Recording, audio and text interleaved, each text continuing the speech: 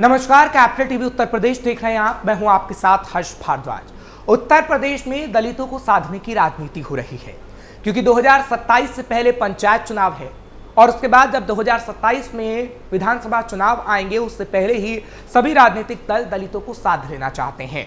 लेकिन मायावती, चंद्रशेखर और समाजवादी पार्टी के मुखिया अखिलेश यादव पर क्या योगी का एक्शन देखने को मिलेगा, क्योंकि दलित अब बीजेपी के पाले में हो रहे हैं और दलितों को साधने की कोशिश मायावती, समाजवादी पार्टी और नगीना सांसद चंद्रशेखर भी कर रहे हैं। ऐसे में आगे आने वाले समय में कौन सी तस्वीर देखने को मिलेगी, इसी पर देखिए हमारी एक खास रिपोर्ट। उत्तर प्रदेश में 2 साल बाद होने वाले विधानसभा चुनाव की सियासी बिसात अभी से बिछाई जाने लगी है। सूबे की सियासत में बसपा के लगातार कमजोर होने और मायावती के पकड़ से बाहर निकलते दलित वोटों को बीजेपी से लेकर सपा और कांग्रेस तक अपने पाले में करने की जुगत में है। मायावती अपने खिसके हुए आधार को दोबारा से पाने के लिए प्रयोग करती देखी जा रही हैं, लेकिन सफल नहीं हो पा रही। नगीना लोकसभा सीट से सांसद चुने जाने के बाद चंद्रशेखर आजाद पश्चिम यूपी में दलित राजनीति का नया चेहरा बनकर उभरे और बसपा के विकल्प के तौर पर खुद को पेश कर रहे हैं।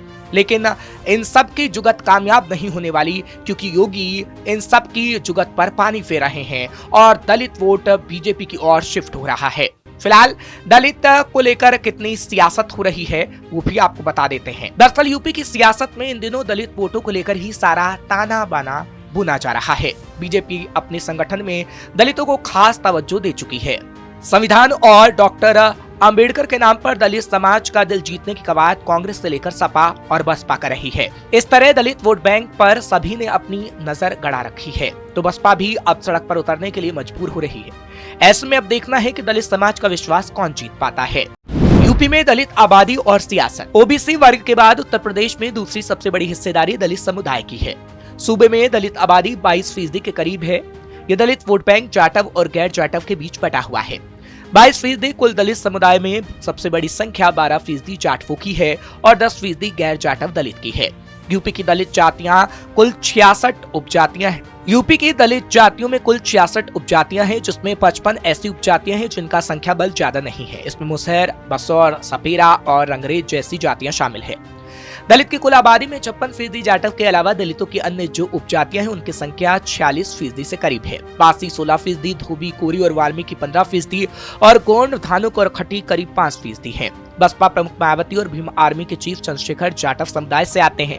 उत्तर प्रदेश की सियासत में दलित राजनीति हमेशा से जाटव समुदाय के ही इर्द गिर्द सिमट रही है। दरअसल बसपा प्रमुख मायावती के दौर में जाटव समाज के सियासी प्रभाव को बढ़ता देखा गया, तो गैर जाटव दलित जातियां भी अपनी सियासी महत्वाकांक्षा के लिए बसपा से बाहर आना शुरू हो गई। 2012 के चुनाव के बाद से गैर जाटव दलित में वाल्मीकि, खटीक, पासी, धोबी, कोरी सहित तमाम जातियों के विपक्षी राजनीतिक दल अपने अपने पाले में लामबंद करने में जुट गए। अब बसपा के कमजोर होने से जाटव समाज पर भी सबकी नजरें टिकी हुई हैं।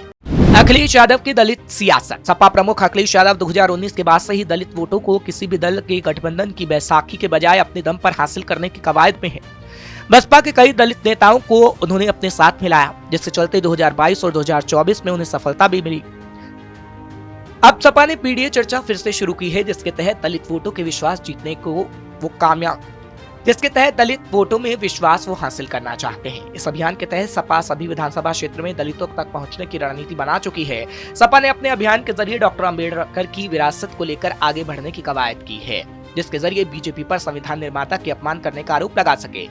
सपा ने 26 दिसंबर 2024 से पीडीए चर्चा अभियान शुरू किया, जो 25 जनवरी 2025 तक चला था। हालांकि ठंड के चलते इसे रोक दिया गया था, लेकिन इसे फिर से शुरू करने का प्लान बनाया गया। सपा ने पीडीए फॉर्मूले पर ही 2024 के लोकसभा चुनाव में 37 सीटें जीतने में कामयाब रही, लेकिन उपचुनाव में दलित वोट फिर से खिसक गया, जिसे अखिलेश दोबारा पाना चाहते हैं। मायावती और चंद्रशेखर क्या कर रहे हैं? बसपा अपने दलित वोट बैंक को लेकर पूरी तरह से संजीदा है और उसे जोड़े रखने की कवायद में है। अमित शाह की टिप्पणी के बाद मायावती ने सोशल मीडिया पर बीजेपी और कांग्रेस को लेकर मोर्चा खोल दिया था और उन्हें दलित विरोधी कटघरे में खड़ा करने का एजेंडा सेट करते नजर आई थी। इतना ही नहीं, बसपा नेताओं और कार्यकर्ताओं ने सड़क पर उतर प्रदर्शन भी किया था। माना जा रहा था कि इस बहाने मायावती अपने दलित वोट बैंक का फिर से विश्वास जीतने की रणनीति बना रही थी। बसपा ही नहीं, नगीना से सांसद बने चंद्रशेखर आजाद की नजर भी दलित वोट बैंक पर है। सूबे में दलित के बीच मायावती और बसपा का विकल्प बनने की जुगत लगा रहे हैं। इसके चलते ही चंद्रशेखर संसद से लेकर सड़क तक दलित मुद्दे पर आक्रामक नजर आते हैं।